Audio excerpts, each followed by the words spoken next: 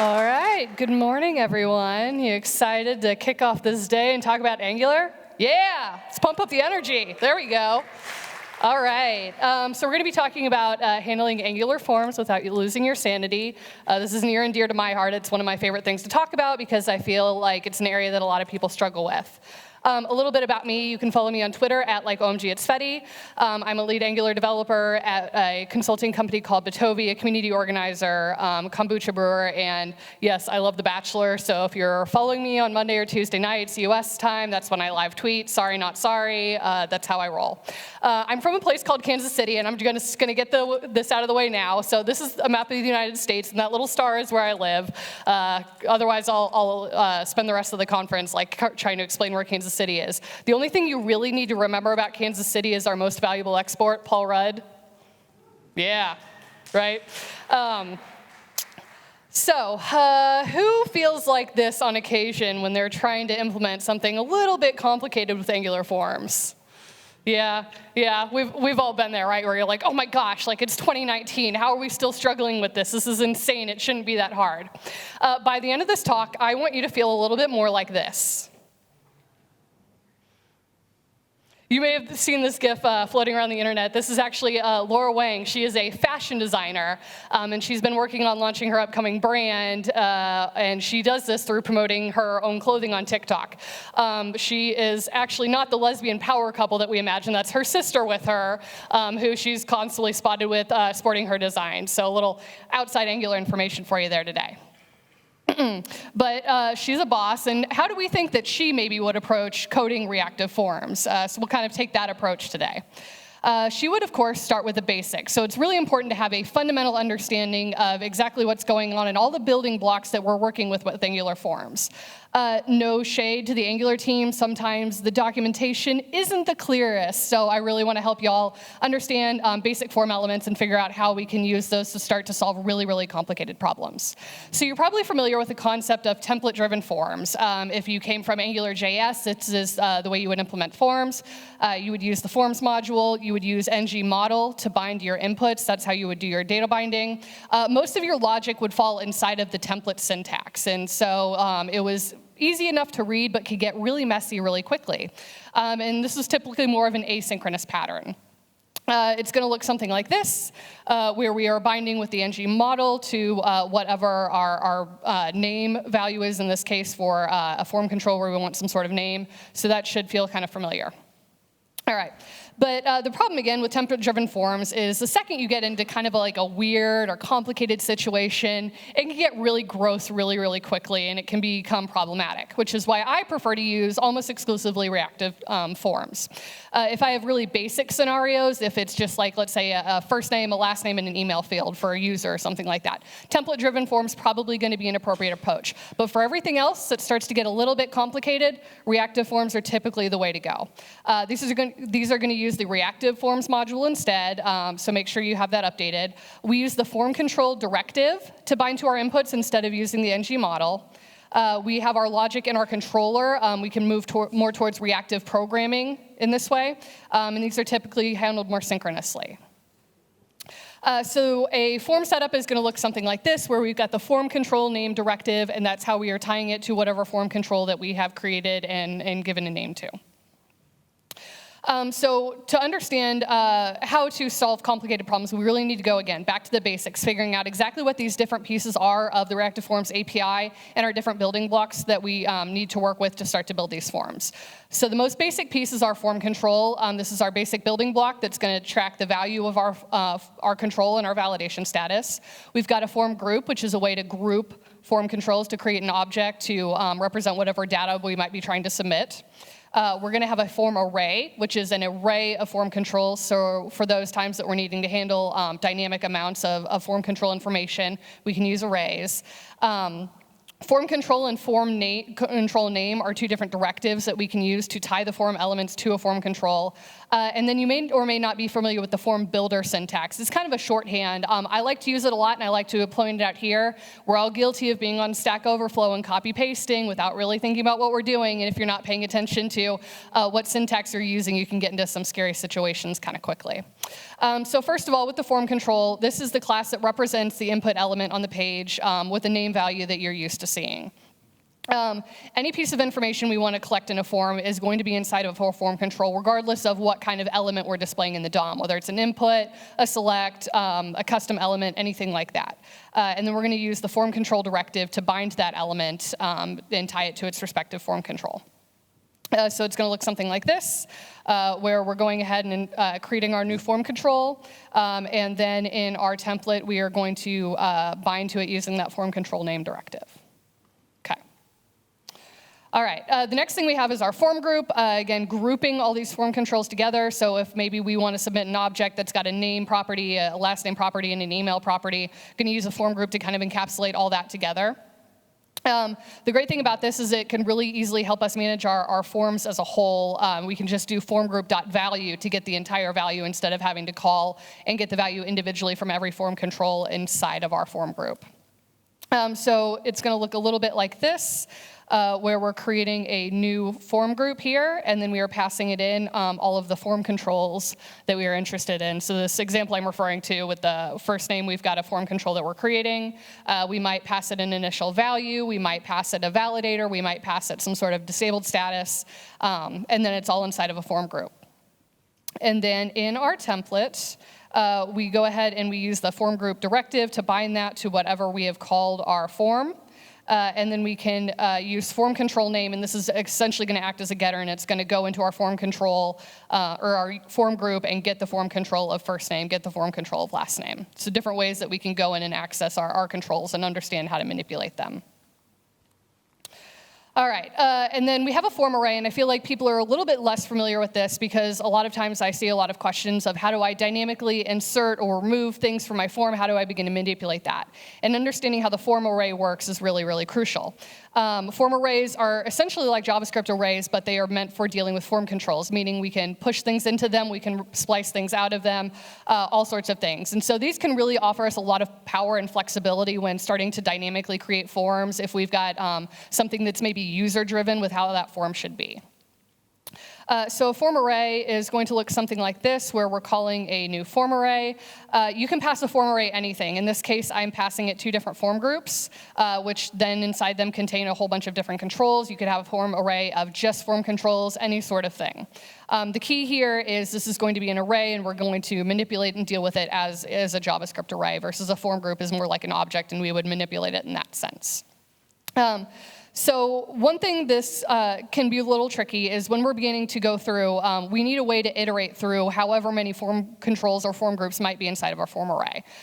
So we can simply call .controls on our form group. That is going to give us all the controls in our user form, and that might be an array, that might be a group. If it is an array, we can then begin to iterate through all of these, call each group that we have, and then begin to get the properties out of that group. And then finally, form builder, and this is my thing because my favorite thing, because typing new form control, new form group, new form array can get really, really tedious very quickly, and I am all about saving keystrokes. So it's really nice to have this kind of shorthand syntax to help us more quickly write and create forms. So if you see something like this, we've got this form builder class that we're going to import, and then we can go ahead and call formBuilder.group, formBuilder.control, formBuilder.array, and we can populate whatever values we need. And so that'll save us a lot of keystrokes, which I'm a big fan of. So I don't want you to get thrown if you ever see the syntax around. That's exactly what that means. All right, so we have some basic knowledge, basic understanding of all these different pieces. Let's talk about some complicated scenarios you can start to run into, and now you can really harness this Reactive Forms knowledge to begin to figure out exactly how to make that happen. So a couple of problems that you may have run into before, needing dynamic required fields and custom validation rules. So you might have a piece of information, a user fills that out, and then you want something else to change based on the user filling out that information, whether it's a new field that's required, maybe something else is unrequired. We've all been there dealing with this kind of stuff before. It can get really quirky. And then what if you have custom validation rules? You not only care if it's there and if it's required, but some sort of extra understanding around what a value should be. How do we begin to handle that? As I mentioned before with form arrays, you might have run into this before where you need to dynamically create and remove form controls and form groups. You've got a user and they're trying to add something to a form or take something away from a form. How do you begin to manage and handle that? And then what happens when you need to display one thing in an input field, for instance, some sort of readable text, but maybe you want to submit an ID instead as your form value. How do we handle that, especially in a reactive form scenario? So these are the kind of complicated problems we're going to be talking through and figuring out how to use all these building blocks to fix that. All right, so first up, I need dynamic required fields and custom validation rules. Let's say we've got some sort of user interface like this. Feel free to mock my design skills. They're very peak, I know. But we might have something that is a basic category. And when that category has a value, then we want to enable something else, a subcategory, and then we want to require that. So that is not required if category is not selected. So kind of scenario where we've got multiple form control pieces that are depending on each other for values. Okay, so the form might look something like this, where I've got my input here. I'm basically just iterating to display these radio buttons through a bunch of different categories. My form control name for this is category, and then I've got my dependent subcategory field, which is tied in the same way. So how would I begin to understand how to get the value from category and then change the state of subcategory based on that? So the first thing is we have a form group that has all these different form controls, and the two we care about are category and subcategory. And so these are going to be unrequired by default, and then that's what we want to go in and figure out how to change. So the first thing we need to do is we need to subscribe to the changes on the field that's going to determine the other field's requiredness. So in this case, we care about our category input. We want to understand when that category has a value, and then we want to make a change happen from there. So this is going to subscribe to any changes that happen. So anytime a user is interacting with our category control, we can go ahead and get that value and begin to put in logic to determine what we want to do. So the next thing we're going to do is we are going to, from our form, get our subcategory. This is the control we want to be manipulating. And then we can start to call different methods on our control to do what we want. So in this case, we know we get a change from our category. And then we want to make sure that if that has a value, because we can both select and unselect things, if we have a value, we want to go ahead and set certain validators on our subcategory control. In this case, just a built-in default validator of is it required. If for some reason somebody removes that value from the field, we want to make sure to revert and set our validators to null because we no longer care about validating that field. Okay? All right, so the other thing we need to be concerned about is the way Angular works, it's going to add these different classes as the value state of a form control changes. So in an instance where we've got a user and they're manipulating a form, they might have something that is required and it's going to show something in red, indicating to the user that they need to fill that out. If something changes, we want to make sure to reset all those UI pieces and reset the form. And so when we call update value and validity, that's going to do all that work behind the scenes to display to the user what we're trying to tell them. Angular has a lot of really great built-in form control mechanisms and validity mechanisms. I see a lot of people sometimes rewrite it, not realizing, so I would encourage you to see what's already available in the Angular ecosystem before rolling out to write your new one. Okay, so we want to make sure that we're updating the value and validity, reflecting to the user what's going on. And then let's say, okay, well, we've got that required now, but let's say I want this user to have at least 2 subcategories selected for that to be valid. How would I begin to validate or make that happen? So the cool thing is Angular offers us a bunch of different ways to do validation. Again, it's got a lot of default stuff built in for us, so you shouldn't have to rewrite a whole bunch, but there are scenarios where you might need to write your own validator. So the first one is built-in validation, and it would look something like this, where we are creating a new form control, and then validators will take whatever we want to pass in. So required is a default one that you'll probably use quite a bit.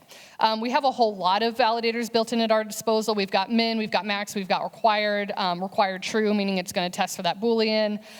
So be familiar with what's available at your disposal. The next thing we have is we have pattern validation. So let's say you're having to make sure it's a valid email or a phone number, and I know you all love regexes, right? No, you're like, Jennifer, no, I don't want to go down this path. So this is how you would do that. You can call validators.pattern and pass in whatever you want. I like to take this approach because I know that not everybody is that excited about regexes, and they see that and they start to like cry and shake inside. So I like to name mine so somebody can know that, okay, this is what that's checking for, and then just pass in that variable. That's a little tidbit I do to make people on my team hate me a little bit less. So we can do pattern validation, we can use required built-in validators, and then finally we can do function validation, and this is where we have a little bit more complex logic. So in the situation I was talking about before, let's say I'm validating an array, and I want to make sure that that array has at least 2 items in it. I can go ahead and I can build out this own validator. I am going to pass in the form control, which is the thing that I am attaching my validator to, return whatever my logic may be, and then I can pass that validator I've created in just the same as I would pass in any of the built-in validators. Cool. So if we then go back to our original form control where we've got our category, when it changes, our subcategory is then required, and then we want our subcategory not only to be required, but also to have a minimum requirement of 2 items. We can do something like this, where I am creating my min validator function, and then when this changes, I am passing in the required validators as well as my min validator. I don't necessarily have to do the required one in this instance because it's going to get checked by the min validator, but that's an example of how you can pass in multiple validators to a form control. Cool. All right, next, I need to dynamically create and remove form controls and form groups. So when you are having user input where you need to change a form based on what they're looking for. So it might be something like this. Let's say I have a recipe application and it might take ingredients. An ingredient could have a name and it could have an amount. So a recipe might have 5 ingredients, my recipe might have 20 ingredients. Or maybe I think it has 20, but I don't actually want salt in that, so I want to remove it. So how do we manipulate and create this dynamic form where I can add and remove these form groups of controls as I need? So the first thing to understand is we can call a form control can be called as a form array. So if we are going to be doing something dynamically where we know we're going to be inserting or removing a bunch of different things, we want to go ahead and put that in an array. So here my ingredients is the form control we're going to be working with, which is going to be a form array. It's important to know that the form array has a couple built-in methods, and these are what we need to be using to manipulate our forms for the proper behavior. We have an input method that is going to take 2 parameters, the index where we want to insert the form control, so dealing with an array, telling it where inside of that array we want to insert it, and what form control we want to insert at that point. And then there is a remove at method, which is just going to take the index of the control that we want to remove. So figuring out where that control that we want removed is inside of that list, using the index of that to use and remove it. So let's start down here. We have this user form, and I have a form control of users, which is a form array. And inside here, I've got a group. It's going to have a first name, a last name, and an email. And I have 2 instances of this form control group. So if you've ever done like adding somebody to a Slack channel and you're trying to add multiple people at once, kind of that same thing mentality-wise. So rendering that in my markup, I've got my user form here, and I am iterating through my users controls. So user is a form control. Controls inside of there is going to be that array that I'm passing, and each item in that array is a form group that is going to have a form control of first name, last name, and email. So that's how I begin to manipulate through there. Couple things going on here. I might have a button tied, and I'm setting my index to be I as I'm iterating through here, so I know where that is in my array. If I would want to remove one of these fields, then I can call a remove form control function that I've written with whatever that index is. That function will look something like this, where I am getting the index, I am getting my array of form controls, and then on that array, I am calling remove at and whatever index I'm dealing with. And then I might have an add control button, so I've got a method written there where I am getting my array, and I want to get the length of the array. Maybe I want to make sure I'm inserting it at the very end. And then I am creating a new form group, and I'm passing in whatever values I want. And then I'm calling insert, where I'm inserting at wherever that index is and this new form group that I've created. And so this is how we can start to build dynamic forms that we can have a user interact with and remove and add to form controls. So in my example where I was showing the different ingredients, this is kind of what that code would look like in a different form, where I'm getting my form array, I'm creating a new form group of my ingredients, I care about name and amount, and then I'm inserting that, or I am removing from my array whatever ingredient I no longer care about. All right. And so our final problem, and this is my favorite one to talk about, I need to display one thing in an input field for a user, but I need to submit something else. A very common scenario you might have run into this with is dealing with type aheads. And you might be typing something and populating some sort of name or value, but you want to submit an ID. And how do you do that in a reactive form sense where there's almost like this stricter, more coupled binding? So let's say I've created this really custom UI piece where I have some sort of star rating system, and I want to submit a value of 0 through 5 or 0 through 4 based on whatever that star rating is. How do I go between a user interacting with this piece and submitting whatever value without getting into outputting and inputting events and really bad event emitter soup? This is where the Control Value Accessor interface comes in. And this is essentially going to allow us to create components that will act as a form control and emit the value we want. So Control Value Accessor interface is an interface in TypeScript, which means it has a couple different methods that we absolutely have to implement for this form control to work because we want it to act as a native form control and have all the validation and everything built in under the hood. Form control or Control Value Accessor is kind of like taking your own component and like almost tricking it and making it behave like something else, like an actual real form control. So really exciting, really powerful tool that not a lot of people know about, but that will solve pretty much any form problem you can run into outside of everything I've described so far. Okay. So if we were to create a new component, we might call it MySuiteComponent, and then we would just insert it in our markup like normal. And then we can go ahead and still use our form control name directive on it to bind whatever form control is to that component. And this is the same as using this form control directive and iterating through the controls and passing in whatever control you're looking for. So we might have some star rating markup. So this is just an SVG that is creating that star. I've got some functionality going on here, whether I want that star to be disabled or not.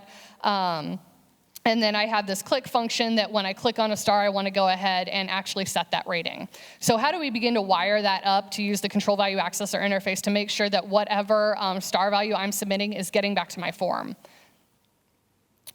We're going to do a couple things. I mentioned that we have to implement several methods because it's an interface. So the first one is the write value method, and this method is going to be called anytime a form control is interacted with and gets a new value written. So if we call set value on our form control in the parent form, this function is going to get executed inside of our custom component. We also have a register on change function and a register on touch function, which we need to call to let the form know what we're doing and what we're manipulating. So that means when I click on a star, I want to call my register on change function to let the form control know that this has changed and pass it a value. We also have the register on touch function. This is how we get that blur functionality. So if you've ever interacted with a field and left it, and then you've seen some sort of validation status on it, we need to let the form control know when it's been interacted with, so then we can display relevant information to the user. We have a fourth optional method, which is set disabled state. This does not need to be implemented, but it's really, really helpful. So if you have a disabled form control, you need some way to harness that and show something in the UI, this method will be called anytime that disabled status changes with whatever the status is, and then you can use that for whatever UI purposes you need to show that it is in a disabled state. So in this case, if we go back again, we have this click function where we're calling set rating and whatever that star value is. Okay, so inside of our component where we have implemented the Control Value Accessor, on that function we might do some other stuff to display the UI. For instance, I'm setting a rating text to let somebody know what that might look like, and then I'm calling onChanged with whatever that new value is, which is going to emit to the form control and let it know that the value has changed. And then I'm also going to call onTouch just to let it know that it's been interacted with. So let's say I touched it, didn't submit a value. We could use validation built in to kind of show an error class, ngTouched, if you're making a user know that they've touched a field and want to show that it's valid. So to kind of recap what we talked about with solving these complicated problems, we talked about the reactive form building blocks. So having a really deep and thorough understanding of these building blocks and the different methods on them is really, really important. If you want to go dig through the docs, there's the abstract form control class is what everything is based off of. So pretty much everything implements that class, and you can go and read through the different methods available on that. That'll allow you to control status. It'll let you to set the value. It'll let you understand the validity, set validators on it, all those different methods, and being really familiar with those will really help you build reactive forms. I don't see a lot of instances where you need to put layers of abstraction or other libraries to handle form elements if you have a good understanding of these basics. Then we have the form group, which is a way to group form controls into an object. We can iterate into that just like a regular object and get whatever form controls we need. We have a form array, which acts as an array of form groups or form controls that will allow us to iterate through and map those out to do whatever we need. That has the two methods, the insert and the remove methods, that allow us to insert and remove from that form array. We talked about subscribing to value changes. So a lot of times you're wanting to react to something that happens. And so understanding how to subscribe to those form value changes and make everything happen in the UI that you need to show whatever that change is really important. We talked about using different validators, exploring the built-in ones, min, max, required. We talked about pattern validation, so in the cases that you need to use a regex and pass that in to use as a validator. And then we talked about function validation, if we need to build custom functions to do some sort of validation. We looked at iterating through controls, how we drill into a form array into its controls and then begin to map through that to display what we need in the UI, get the index of that if we're needing to remove an array. We talked about adding and removing from form arrays, using those different methods, and utilizing the Control Value Accessor interface. I also blog about this stuff a lot. I know 30 minutes is not a lot of time for this advanced of content, but tons of great information out there. So I would really encourage you to really deeply explore all these different topics to really master forms. And most importantly, learn to embrace your inner Laura and just be a badass when it comes to dealing with Angular forms. There's really not a lot of complicated scenarios outside of this that we can't handle if we don't have a good understanding of this. I know we are scheduled for a break in a couple minutes, so if you have any questions, I would love you to come talk to me during the break. I want to hear all about your form problems and the issues you're dealing with and help you walk through those. If you are interested in these slides where all the code snippets are available, they are at tefadaiken.github.io/handling Angular forms. And for all sorts of reactive forms content or whatever I feel about blogging about in Angular, you can check out batobi.com/blog, where I throw up all sorts of information there. That is all I have for you. I hope you have a wonderful rest of your day, you lovely human beings.